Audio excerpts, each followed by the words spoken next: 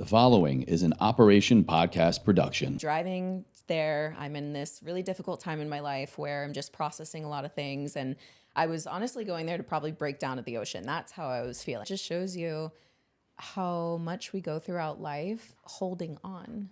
I realized back then that even my healthy practices like cold plunging, the sauna, even the things I was doing like jujitsu, but it turned into an avoidance of feeling. Because in those moments, I could feel happy or good, and I wouldn't have to address the darker or harder things that were always there that I wasn't fully feeling and letting go of. I'm a professional athlete. I train harder than most people in the gym. I didn't need to prove anything. And so it wasn't about proving something for me, but when you actually do it and you do it consistently, it changes things within you. I don't think that someone could do that consistently for 30 days and not have something within them changed.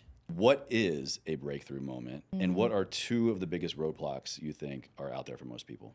The breakthrough moment, when you realize every single moment is fear or love, you get really good at recognizing it and seeing it. It becomes a game of, you have these two options. Which one are you going to press? Press it and go. Hello, everyone. My name is Emily Hayden. I'm the host of the Evolve with Emily show, and welcome to Everforward. Try this again. Sorry. I'm going to keep that in. That's good.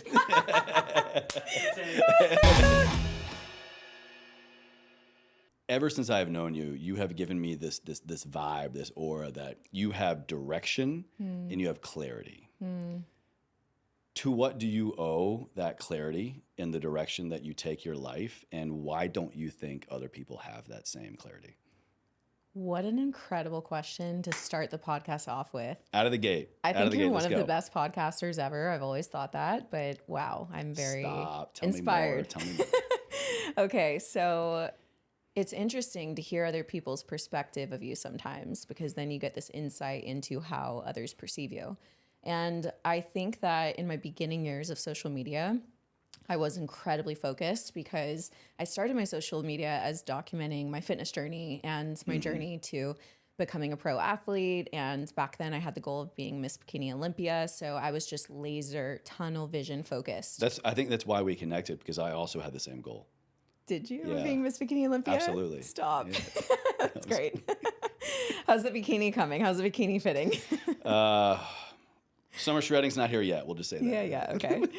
Yeah. So I think that was like my tunnel vision at the beginning. But what happened through that journey is that competing became this platform for personal development for me. So in doing that, which getting to the last part of your question about why other people may not have that deep sense of self, is because I discovered myself through it. I discovered the deepest essence of who I am, which goes into my spiritual journey, my beliefs, my faith, just the experiences that I've had that have allowed me to know myself at a deeper level and to know the spiritual self that exists within this wonderful meat suit that we get to walk around in this earth in, you know?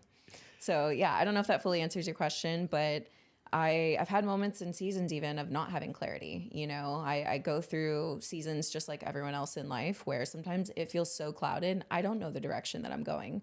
I've had those seasons recently where I feel like, you know, I wouldn't be able to tell you where I was going. And then it's like, I keep planting, I keep watering, and it feels like overnight sometimes things just shift. And now all of a sudden it's like everything is moving and growing again and feels aligned and good. So I think it's just a natural part of being a human being as you go through these ebbs and flows of sometimes being laser tunnel vision and focused and getting to where you want to go, and other times doing that and life taking you down a different path. So I think it's just always tuning in with your unique essence to know, am I in alignment with my deeper soul's calling? And if so, that's the place where you find clarity, where you find assurance, and where you can find the most fulfillment, I believe, in my own experience at least. Yeah. You were figuring out, am I going to stay here? Am I going to live where I'm going to live? Where am I going? What am I doing? How, even in the middle of the eye of the hurricane, right? When you're like, what am I doing with my life? Is this the right place? Am I doing what I'm supposed to be doing? How then did you get to a point to where you just started laughing and just this obvious next step popped in your mind? And it wasn't just, oh, maybe that's an idea, but no, that's what I'm doing. Yeah. So I'll give the audience a little context here. So the story you're referring to is when I had moved back to Texas for a little bit, And I was in a moment of just feeling like I needed to be at the ocean, because the ocean has always been my safe place, my place of serenity, the place where I feel connected, where I feel clear. And I do think that environment is huge. And being in Texas, I didn't have time to book a flight and get to the actual ocean. And so I was like, okay, what's the nearest ocean? So I looked up Galveston, and that was an hour away or so from Houston. And so I'm driving there. I'm in this really difficult time in my life where I'm just processing a lot of things. And I was honestly going there to probably break down at the ocean. That's how I was feeling. I just knew that I needed to get there. So the funny thing is that when I got to the ocean, and I mean this with so much love to everyone that lives in Houston and everyone that loves Galveston, but having lived in LA for 7 years at, the Pacific Ocean over here on the west side, I get to Galveston and I just started laughing. I was like, this is your beach. This is your ocean. Are you kidding me? That's I was cute. like, That's cute. This is so clear. I need to leave. My soul is not meant here. My soul is meant for the ocean that I experienced all those years that I was on the West Coast. And so, yeah, what was a really difficult moment ended up turning into like a comical moment for me. And what was really highlighted at a deeper level for me was that all the things that bring life to my soul, all the things that are just so precious to me, were not a part of my daily experience in Texas, and my soul was deeply desiring them on like such a soul level. So I very quickly booked a trip to San Diego after that, just because I knew I didn't want to go back to LA, and I figured I would check out San Diego and see what I thought. And it was pretty wild because my plan was to go to San Diego, check it out, and then create like an 8-month, year-long plan, right? To like finish my time out in Houston. Which is also very on brand for you. Right, right. Because I was going to stick it through and like stick to my commitments, But from the moment that I got off the plane in San Diego, I just felt this energetic flow and rhythm of life that already existed for me. Something that I was trying so hard to create in Houston with like might and force and like trying to make it happen, like the masculine, right? To hold on to and keep and contain. Yes, and to like form and to create, right? And then when I stepped off the plane in San Diego, it's like I just walked into this flow that was already there, that I didn't have to muscle my way through or try to create. And I just fell in love with it immediately. That the night before my flight, I went to the ocean because I was staying right on the ocean, of course. And this ocean is beautiful and the waves are huge and it's just everything to me. And I actually did break down at the ocean in San Diego. Really? A good breakdown though. Okay. It was like I can't leave. What can we call a positive breakdown? Let's change the I like that. The association to breakdown. Because you would think, oh, I had a breakdown. It's like negative. oh, I'm so sorry to hear. Yeah. Like, oh, I fell apart. But we have to kind of sometimes facilitate that breakdown so that we can have a buildup of our own design, I think it was just the most authentic expression of what I was feeling. So it was a welcoming of the true feelings that were there. And it was a flood of emotions. Wow. Probably because I was trying so hard to keep it all together. And Houston and Texas, that just wasn't really aligned for me. And I did have some personal, deep things going on that were incredibly difficult to handle. So there was a lot there, and this just felt like my soul could take a deep exhale. That's how good it felt. And I hadn't felt that in a long time. It just shows you how much we go throughout life holding on, and I realized back then that even my healthy practices like cold plunging or the sauna, even the things I was doing like jujitsu, I loved all of them. It started as a good and a positive thing that I was doing, but it turned into an avoidance of feeling because in those moments I could feel happy or good and I wouldn't have to address the darker or harder things that were always there that I wasn't fully feeling and letting go of. And then right now, I think it's never been more popular than ever for people to latch on to these, quote, healthy habits. Right. And again, they can be, but are we running towards them and running away from something else? I think the biggest thing is checking in with your own intention. So for me, an awareness popped up that you're not doing this just because it's healthy. You're doing this because you're going to break down on the couch if you don't get up and go cold plunge right now, which, use the healthy habits, but don't also ignore whatever's happening internally. And here's the thing. I think that these practices are catching on because people are at different levels of awareness. So I think sometimes people, when they get in something like the cold plunge, they don't even understand like at all the levels and depths of what's occurring, but it's giving them some sort of sense of relief. It's giving them a sense of control. It's giving them a sense of being able to be in fight or flight in a safe way.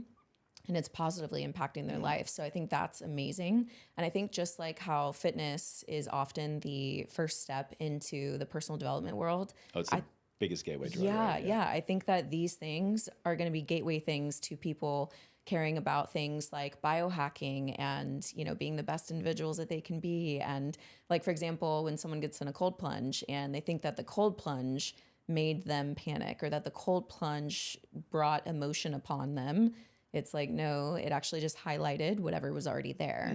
And so I think it's really cool to have these physical, tangible practices that are acting as an initial sense of new awareness for people that are now getting them to get curious and say, I wonder like what else is here? Yeah.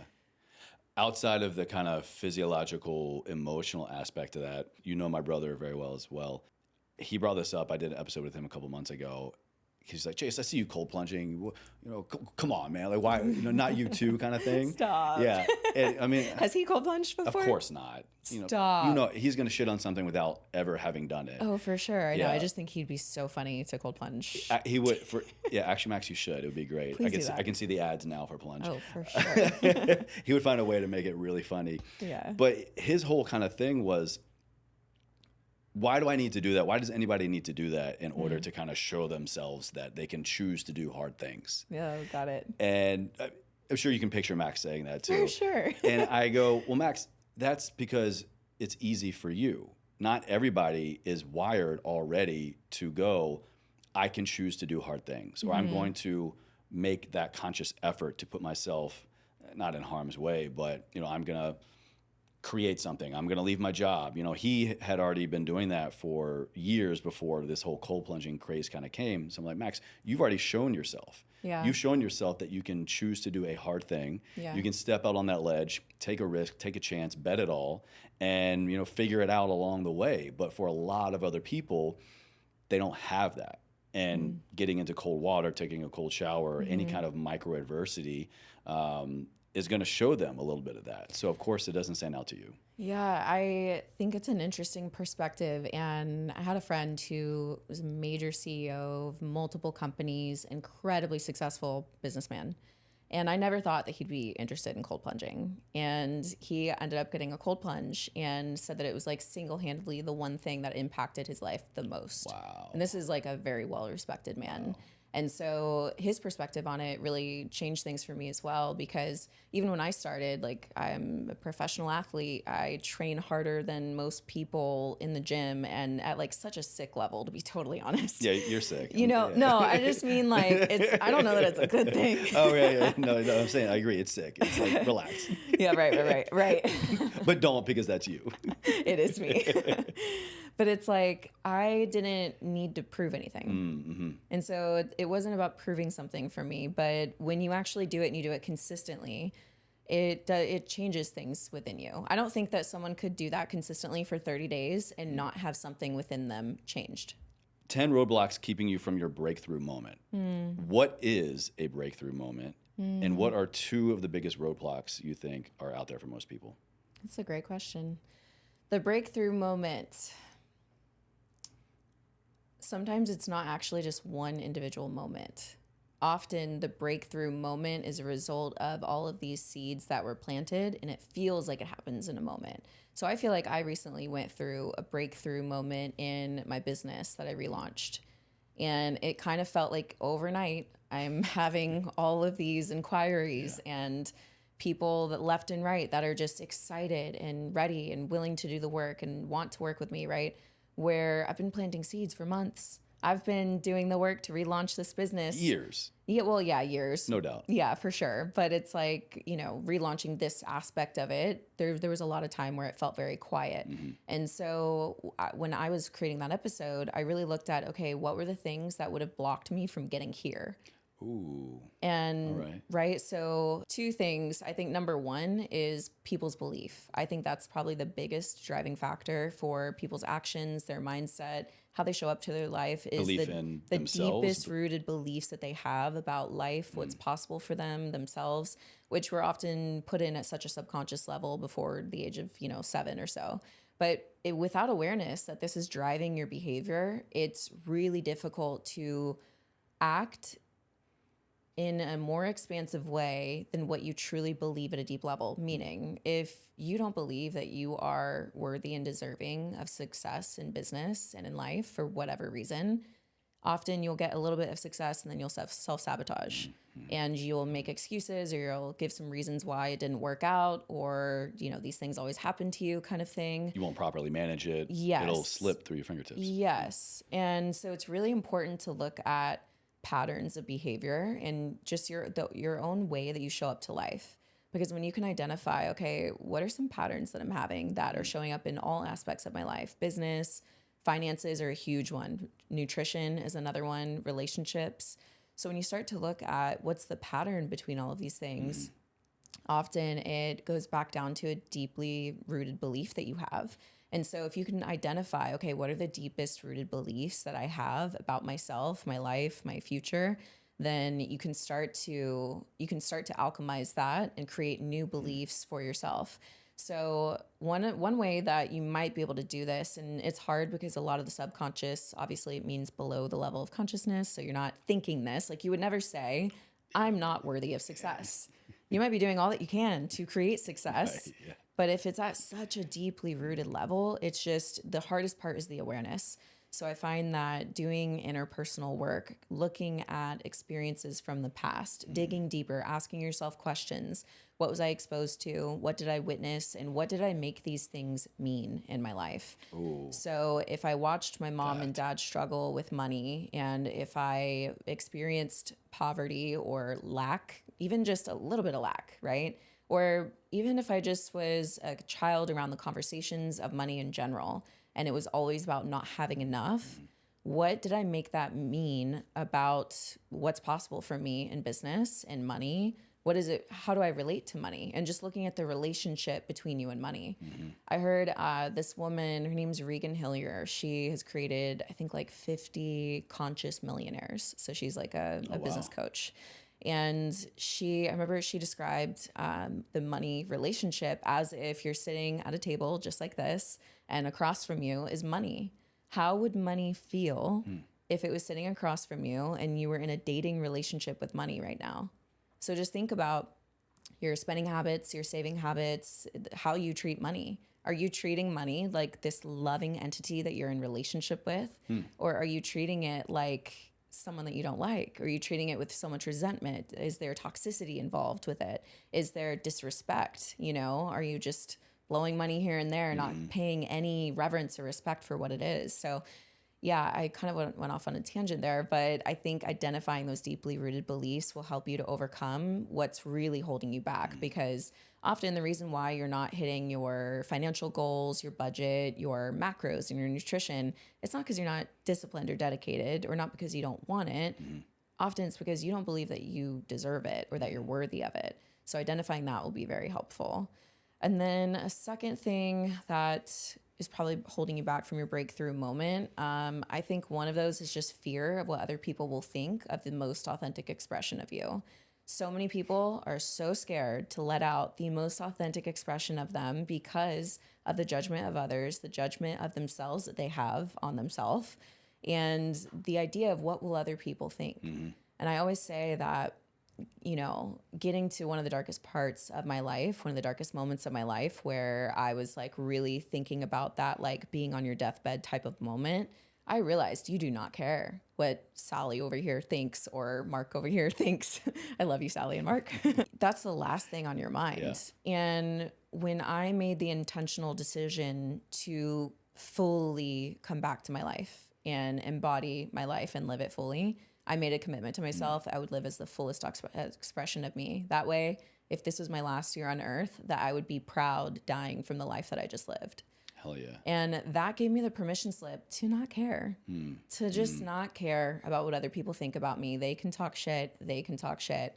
That's okay. I send you love, and you're probably not my people for this season, and that's okay. And if that changes, you're also welcome, you know? So there's no animosity there, but it's just an understanding that we're not for everyone. Right, yeah. And here's the thing, there will be people that will judge you for being your authentic expression.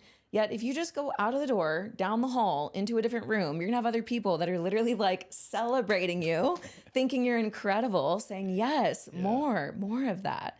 And so I think if you're not around the right people, just get around the right people. Change your room. Change the room. Yeah, your environment is truly everything. So I think that kind of goes hand in hand with those things, is just making sure that you're in the right environment for growth. Like, are you in an environment for breakthrough, or are you in an environment to keep you tied and tethered to things of the past, habits you're trying to break, people that are toxic and negative and bringing you down? So even just assessing that, I feel like could be so helpful for helping people break through.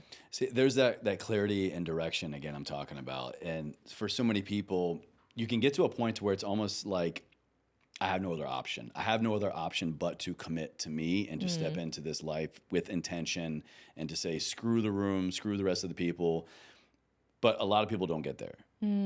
What do you think is the biggest thing keeping people on the precipice of stepping into and embodying, fully believing that intention and acting on it? I think the disconnect is between the thinking and the doing. I think a lot of people know what they want for themselves, or they know what a next step is for that embodied self, but it's going from here to doing that doesn't happen. Why?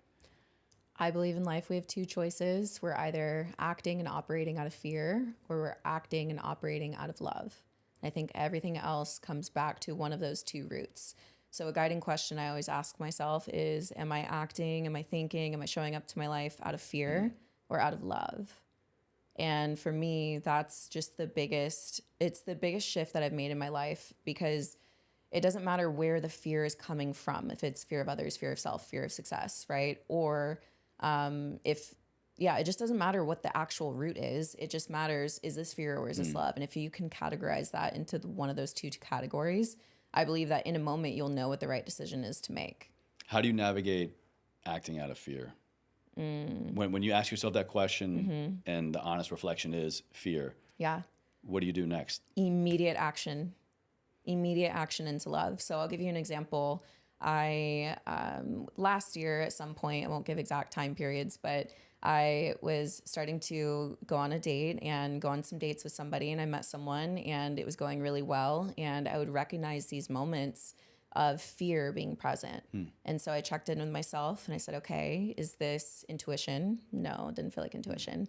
Okay, this is fear. What is this fear of? And I realized that it was fear of the past, fear of the projected future.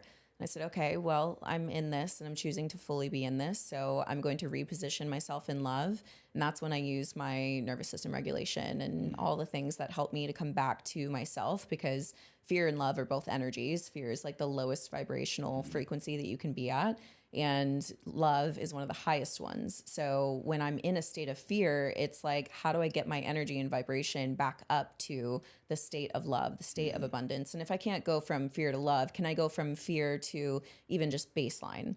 Right? So really focusing on like my own energetic output first. And once I do that, then it's easy to step into love. And then I get reignited and fired back up, because when you realize every single moment is fear or love, you get really good at recognizing it and seeing it. It becomes a game of, it's almost like, you know, you're playing the little Mario game and it's like, do I want to go left or do I want to go right? You have these two options. Which one are you going to press? Press it and go.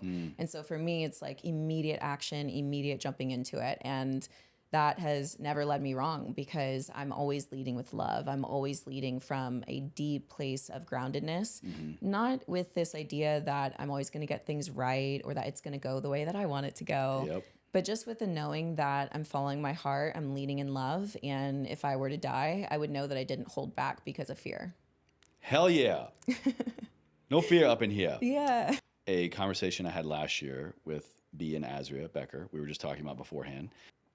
As you discover a version of yourself that is deeply solid but is never rigid, You begin to emanate a warmth that makes other people's nervous systems unwind in your presence without you saying a single word.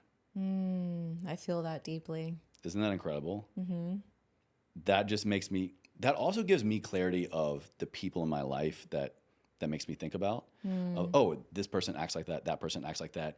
And it immediately gives me this kind of direction of, oh, I want to be around more of these people. I want to be more like them. I want to help them. I want to contribute to keep that flame going so that I can also help mine as well.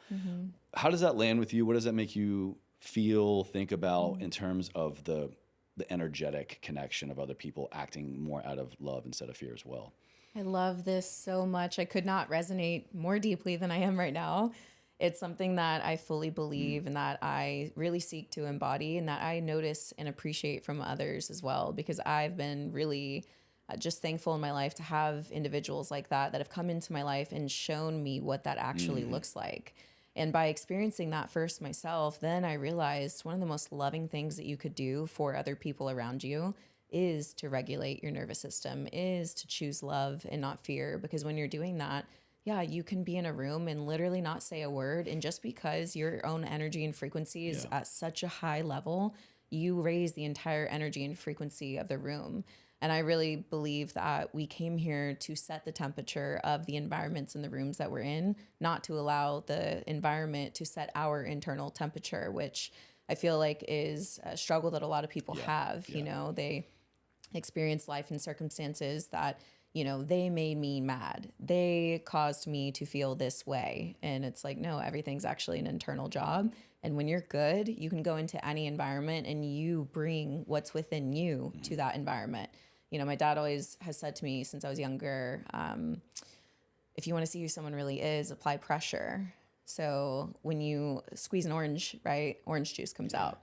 And so similar with people, when things don't go their way, that's when you really see what someone's really made of and where they're actually at, as well as yourself. It's the best self-reflection to be in a situation like that where things are not going your way or didn't turn out how you thought that it would, and to just observe and lovingly recognize what's coming out of you, because that's a better mirror of where you're actually at than when everything's going great and you're at a happy party setting the temperature of the room. And that's the whole point of what we were talking about earlier as well, of choosing the hard things, right? Of choosing a hard workout, choosing the sauna, choosing the cold plunge. When you're choosing to step into the shit, you know, look at what comes out. You don't need to apply pressure to other people to see their character as much as you should do that to yourself as first, I think. For sure. Yeah. And it definitely just becomes an opportunity to lovingly see what's there, you know, and I'm a big believer on that, like always lovingly observing without judgment, because we're our own worst critics. We don't need to, you know, kick ourselves while we're down. It's more so just, okay, this is honestly where I'm at, and that's okay. And I can just love myself right here with where I'm at without having to change it just yet. You recently came and shared some of your wisdom to a small group coaching cohort that I run every year called the Ever Forward Mentorship. And we talked about a unique aspect to personal development, to happiness, to seeing what happens when we, you know, squeeze our own self. And a way to support that was creativity. And I know you're newly kind of diving into the Creative Act, right? Rick Rubin. I'm almost done already. Oh, how fantastic is that book, right? It's so good. Have you gotten the audiobook? No. You have to get the audio. Okay. It's a meditation. It truly is. He reads it. There are gongs. It's incredible. There's gongs? There are gongs. Say there are less. gongs. Creativity is something that I don't think gets enough respect. It doesn't get enough attention for everybody. For whatever your walk of life is, for whatever your profession is, wherever you are in your personal development journey, however you are moving forward in life, I think it's something that I give a lot of credit to.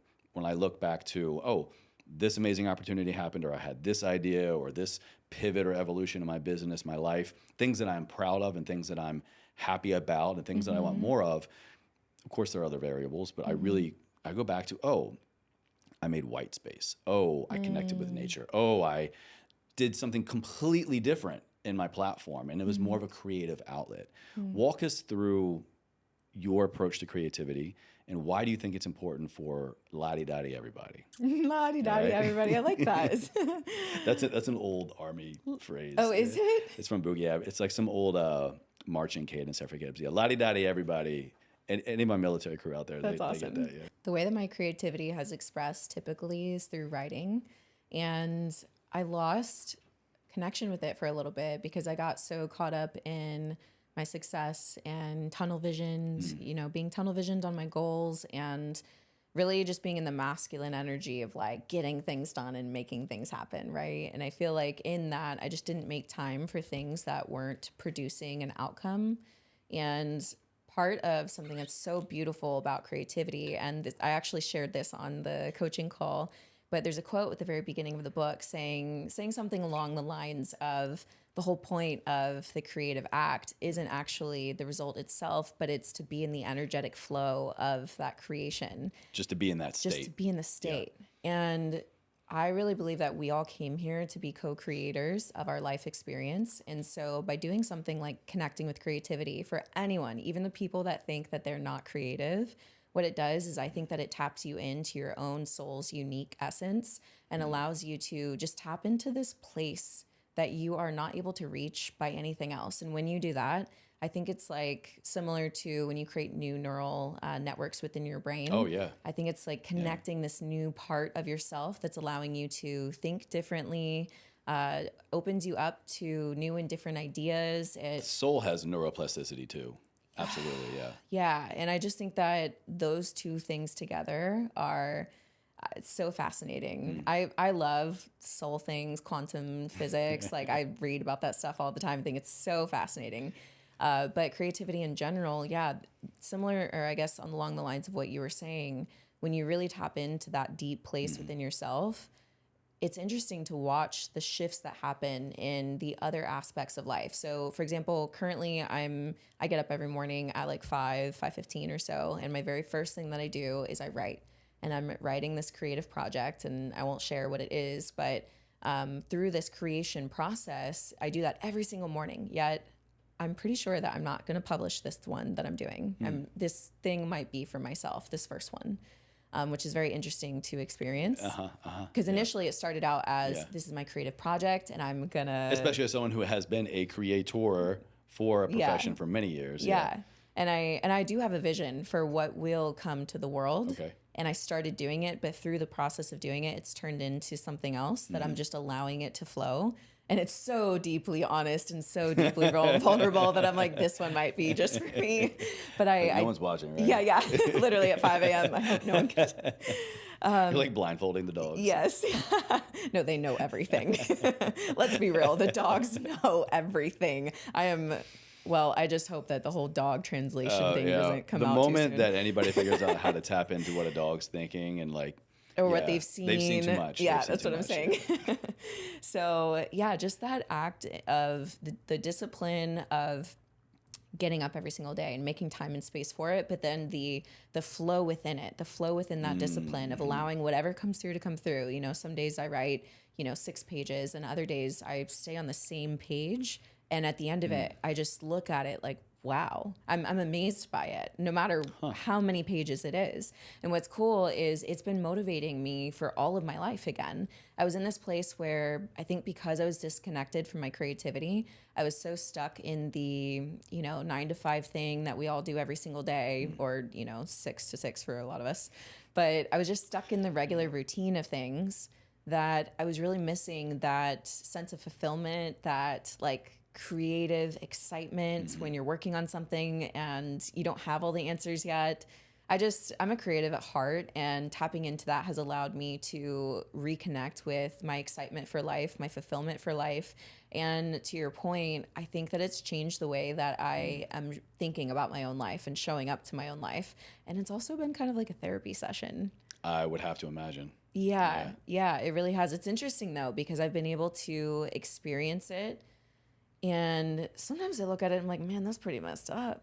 But shit, who wrote that? I don't write that. Shit. But I experience it, and it's from a different perspective. It's allowing me to revisit some difficult things without being like the one immersed in it, which has been a really cool experience. So yeah, for me, the observer instead of the participant. Yeah, and the storyteller instead of the one going through the story, which is pretty powerful, I think. Yeah. Yeah, we can get really heady, and I've had experiences like that to where it's you kind of finally realize like, oh, I am a participant in my life. I'm living my life, but then you get this level of awareness through a creative outlet of sorts, and then you kind of get the observer perspective, like I'm saying. But then your point of storyteller is like, then there's like the master puppeteer watching the observer who is figuring out what the participant is doing. Then they have the full breadth of what's going on. Yeah, that's so good. I had this experience at an Odessa concert that just kind of as one does. I saw them live for the first time. When? Where? Mexico City, October. Okay, last just year. Recently. I saw them last year too. That is a core memory, life-changing event. Yeah. No shit. Odessa, I love you. Come play at one of my retreats one year. Please. You know they're coming to LA in like I do know. Are you going? I haven't bought a ticket yet, but we're going. You should come. You were going for sure? Yeah. Okay. I actually will come back. We already have tickets. Yes. Somehow I ended up front row, not a single person in front of me. Here's Odessa, the entire live band that they had there, the drum line. Oh. There were so many moments throughout that concert that I just stopped dancing completely and I just stared.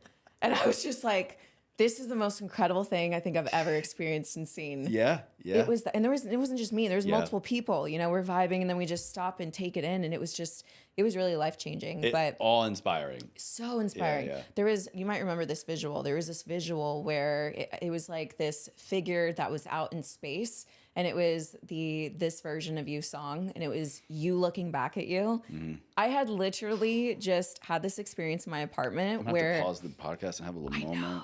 I know. Mm-hmm. Where I looked in the mirror.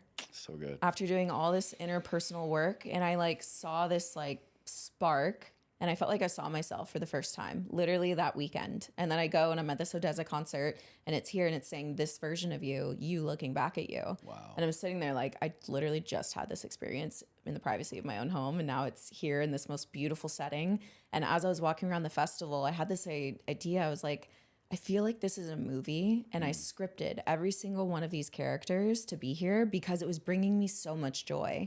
As I was walking around, I loved like just the uniqueness of every person and all the crazy things that you see at the festival. Very unique. Very unique. All the outfits, all like the music and the vibe, everything was just in this beautiful flow. So much so that it like took me out of the moment to observe, and this inner voice came in and said, "You are the creator of your own experience." And I said, whoa. And after that concert, I started crafting and creating my experience here in this life in such a more profound way, with this deeper knowing that I didn't know before. Like, I'm not joking. That concert changed my life. That's amazing. Yeah. In my experience, the more creative I allow myself to be, and the more frequent that I am creative, I feel like it has activated my spirituality more. I wouldn't, up to maybe a few years ago, say that I was a spiritual person, but now I realize that I have always been a spiritual. Now you have beads. Goes to Tulum once, literally. Now I wear beads. Yes, I had to. I have beads too. I love them. I get that all the time, and I'm like, I can't say anything back to that. What I mean, the whole point is like, the more creative I have gotten, I have found it's kind of like a slippery slope to spirituality. True. Would you agree? Why does that happen, do you think? Yeah. And for someone maybe like myself that goes, I'm not a spiritual person. Yeah. Maybe I'm on my creative outlet game, and then all of a sudden you're wearing beads. You got to prepare. How would you prepare somebody who is not aware of the spiritual self that is most likely going to shine through once you embark upon a creative outlet? It kind of makes me laugh a little bit when people say I'm not a spiritual person, and I would never laugh at someone, but it's just kind of like just me, just you, or maybe your brother as well. This that everyone is watching on video right now, this is like this meat suit, this human avatar, like a space suit, but for Earth, right? That's what this is. Within this is a spiritual essence, is this thing that is more eternal than this human body. And when we connect with our creativity, I believe that we're connecting with that part of ourselves, and it starts to literally open and expand our awareness, our consciousness, our spirituality. If you go throughout life and you have no awareness at all of the deep soulful being that is within you, and you just think that you're so consumed with this identity of Chase, of Emily, and you think this is it, of course you think you're not spiritual. You think that it's just this airy-fairy thing that people attach themselves to have some hope or sense of security or whatever it is. But I feel that experiences are the best possible thing to help awaken people, because I would never just believe. And it doesn't hurt. It doesn't hurt. hurt. Man, truly though, really though, music has been such an impactful part of my life, of awakening that sense of self. So here's the thing, even if it doesn't happen through a spiritual manner, as most people see it, right? Like a meditation or breath work, going to a church service or something that people would identify as spiritual. It could be something like music. It could be art. It could be something that just connects with that deepest part of who you are, that deepest essence. And I feel that the more that you allow time and space for that, the more it grows, and the more that your thinking starts to open and expand, and your curiosity comes. And when your curiosity comes, all of a sudden, you say, yeah, I'll go to the Odessa concert with you. And then boom, your life has changed. But I need to get some beads first. Totally. Yeah. And I'm sure Chase has extra. Funny story. I have two of this exact same necklace. See, I told you. Because I went to Tulum literally for the first time years ago for a wedding. I never was like, yeah, Tulum, whatever. And it's like, people are weird down there. I go to Tulum. I walk by this store. This mannequin is wearing this necklace, this like linen kind of oversized cutoff shirt. And I walk by, I was like, that's me. I never would have picked that out for me, but it just spoke to me. And I was like, I need everything. So I bought the pants, I bought the shirt, I bought the beads. I did. You bought the whole mannequin's outfit. I bought the whole thing. I love that. And I was like, that's me. And I had no idea that I got to put up a picture here in the video. It's like, here, Tulum Chase was born. He never thought that this would exist, but I walked by and it was so clear that is what I needed in my life. And then I thought I lost these beads. I went back to Tulum like the next year, went back to the same store. I bought them again. That's awesome. I go back home. I find the original pair. So I do have two of the exact same necklace. So Tulum Chase has a backup Tulum Chase. Do you feel like you're supposed to give those to somebody? Do you want my necklace, Emily? No. I'll give it to you if you want. I have two now. Yeah. I would never ask for your beads. You want my beads? Like, no, but I don't know. Maybe that's a good point. Like maybe those are meant to be. Maybe I'll have to now start wearing both at the same time, and just like they spoke to me to find them, I'll know you get the beads. Yes. You get the beads. Not you. Not me. But somebody. But somebody. Yeah, I do like the black and gold though. Thank you. It's volcano stone and amber. Of course it is. Yeah, of course, right? I don't know what that means. But as we look to the rest of 2024, whether it's with creativity, whether it's with fitness, I think a lot of people might know you from your fitness game, which you still crush. You've been with Alpha Elite for years. I mean, you're an amazing athlete. Where is the future taking? No, where are you taking your future this year in 2024? One thing that I am really focused on for this year is, I almost hate to say it because it's so kind of cliche. No, come on. It's finding my own version of balance between being the most authentic, aligned expression of who I am in every aspect of my life, while being as successful as I've always known that I can be, while loving and appreciating those that are around me, and loving and appreciating the moments before me. And I say it that way because I do have a past of getting tunnel visioned and working so hard that I'm just racing to the finish line. So when I say that, I just mean that I want to achieve my goals. I want to be successful. I want to, experience the different parts of the world and have, new experiences under my belt by the end of this year. And I don't want a moment to pass me by. I don't want to not be present for one day. I don't want one day to go by that I wasn't fully present. So being fully present is my biggest goal amongst everything else that I have, which is pretty big too. I will share the creative project that I'm working on. I'm actually looking at entering in a completely new industry. And I won't say what just yet, but it's me entering a completely new industry. And there is this idea of oh, I'm not this kind of person, or I'm not in this industry. You know, my identity has always been in these categories. But if I close my eyes and I think about, like, if I could achieve anything in the world, what would I do? What would I actually want to do? What would I actually want to create? What is it? Well, it's this. Dun, dun, dun. Dun, dun, dun. Got to hit him with a cliffhanger. It's in the entertainment industry. Okay.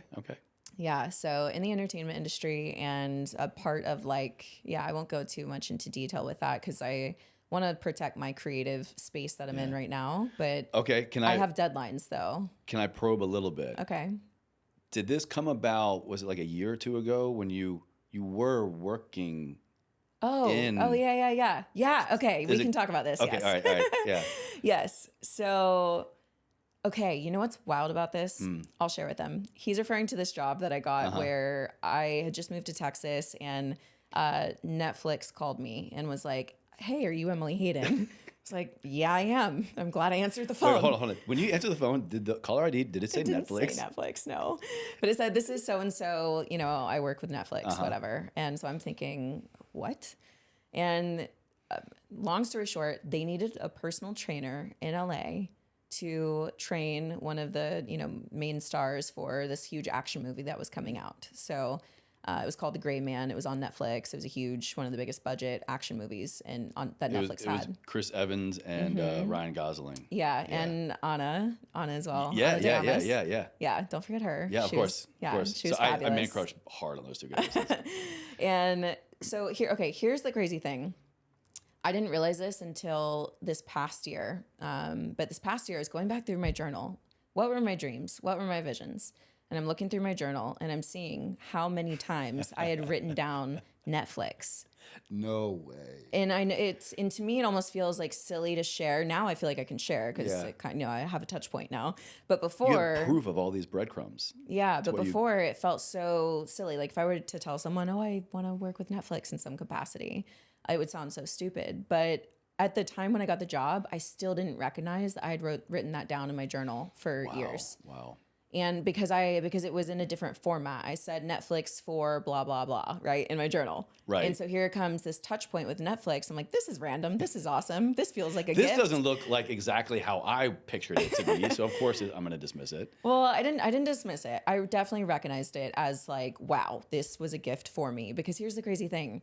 They wanted a personal trainer in Los Angeles. Do you know how many personal trainers are in Los Angeles? All of them. Do you want to know how I got the job? How? There was someone in the room at the right time when they said, does anyone know a personal trainer in LA that would be great for this job? And somebody said, Emily Hayden. Were they a follower? Did you know them personally? I know the person. I know the person personally. No way. Yeah. And did you know that they worked for Netflix and had any kind of role like this? They didn't work for Netflix. They were in a different, were not even in a like official thing. Wow. That's what I'm saying. Like this thing was gifted to me. Wow. And not just that, but I do have to look at the fact that I wrote that down multiple times. I've visualized it multiple times. So here I am, I get this job, right? Yeah. I have that job. And then it was last year this time when I had this like idea come through and I wrote a lot and it just came through in one session. And I was like, there's something here. And so when I reconnected with my creativity most recently, that's when I picked up that idea again. And that's when I reconnected all the pieces and I said, whoa, this is beyond me. Whatever this is that's happening is actually beyond me. So, and here's the thing, I'm working on things right now with absolutely zero pressure or zero idea if what I'm working on at the moment will come to fruition. But I believe that the process that I'm working on right now is going to put me in the right headspace, help me have the right conversations. I'm reading the right books. I'm listening to certain podcasts. My mind is thinking in ways that it didn't before. Oh, your daily living is completely changed now. It is. It's wild how just one little subtle thing, a thought, a whisper will influence every aspect of your life. And next thing you know, you're in Netflix, right? Do you want to hear another crazy one? Let's go. You just said whisper, and it made me think of this. All right. At the beginning of the year, I was meditating and deep in meditation. I've already regulated my nervous system. I've already, breathed. I've already done all the things. I'm like deep in meditation. And I just hear Costa Rica. And that wasn't the first time I heard Costa Rica. I've heard it multiple times, but this one was very loud and very clear. And I was like, okay, Costa Rica, I get it. What's in Costa Rica? A teacher. I was like, a teacher, okay. What's in Costa, And so I started thinking, who do I know that's in Costa Rica? Who do I know that's a teacher? I was like, oh, I remember this one person. So anyways, I kind of go on Instagram. I pull up this person. I like her photos, and I see someone that she posted. And so I click on her, and I'm like, wow, I love her stuff. I already follow her. I didn't know I followed her. I don't know who this is. But I just like a few of her things, and I go away. The long story short to this is that her and I end up, the one whose photos I liked, we ended up connecting. We ended up doing podcasts together. We ended up being in such a flow and so much alignment that she then 2 weeks later invites me to be a guest facilitator at her all-women's retreat in Costa Rica. Shit. You were the teacher. Oh, shit. You're the teacher in Costa Rica, Emily. I didn't realize that. Maybe, but there might also be another teacher. Wow. Yeah, it was really profound. And in that moment, I also took time and I put my vision board on my phone. So I put all these photos on my phone in that moment of hearing Costa Rica, right? And within 2 weeks, I had like 3 things off of my vision board list. All right, we got to trademark that vision board. Clearly, it works. Kind of get a template. Sure, it's like the worst collage that you can ever put together. It looks pretty, but like it's not professional. I love this. This is kind of where I want to go. I've never been a vision boarder. I've been in LA for like 5 years. I wear beads now. So if you're beading, if I'm beading, I should damn well be vision boarding, right? For sure. Yeah, that sounds like it could be. I just realized, I'm like, oh man, that's gonna come out wrong. That won't be a Netflix show. Prayer beads. But anyways, I mean, if just putting yourself in these situations and just entertaining the idea of I'm not a vision boarder, just give it a whirl. And I have found so much ROI and so much happiness, like just joy, which I think we all could use a little bit more of in life, but other times tangible things like next steps or opportunities or things I need to execute on by just putting myself in the uncomfortable situation of a unique creative outlet. It doesn't have to be all the hard, usual, typical personal growth things that can work, will work, but there's so much more out there. And make it simple. Just do something different. Literally just do anything different than what you're already doing. That's it. That's literally it. Yeah. Yeah. And then that'll act, there will be a little snowball effect from there, and who knows where that could lead. But yeah, all of these little things have been so monumental in helping me to think different, show up differently. And one of the reasons also that I made the vision board on my phone was because I'd done it years ago and I kind of like lost connection to it. And then a podcast interview, my guest shared, she showed me it. And I just thought, yeah, why am I not doing that? And I did it. And within 2 weeks, I had those 3 things crossed off. And it was really mind blowing to me. Well, all right. Well, maybe I'll just put a vision board up just for beads. So I always know which one to look out for. Tulum Chase can have his moment, and then I'll, have podcast Chase. There you go. We'll figure it out. There you go. This has been such a blast. Seriously, you're an amazing human being, a great friend. It's so cool to see you just thriving and living and doing your life, and kicking ass along the way. Thank you. I mean, you truly embody the person that I look for when I sit down on the show that lives a life ever forward. So truly, thank you. It's great to have you back. I'll link in the show notes for everybody. The last episode, you're in Amanda's old apartment. Before you moved out. I think that's right. Like 5 years ago. I think it was 2018 or so. Yeah, I had just moved here. So I'll link that for everybody down in the show notes. They got to check out Evolve with Emily and all the things you're up to. But before we kind of end today, ever forward, Emily, what does that mean to you when you hear those 2 words? Just to always look for what's ahead. Don't be tethered to the past.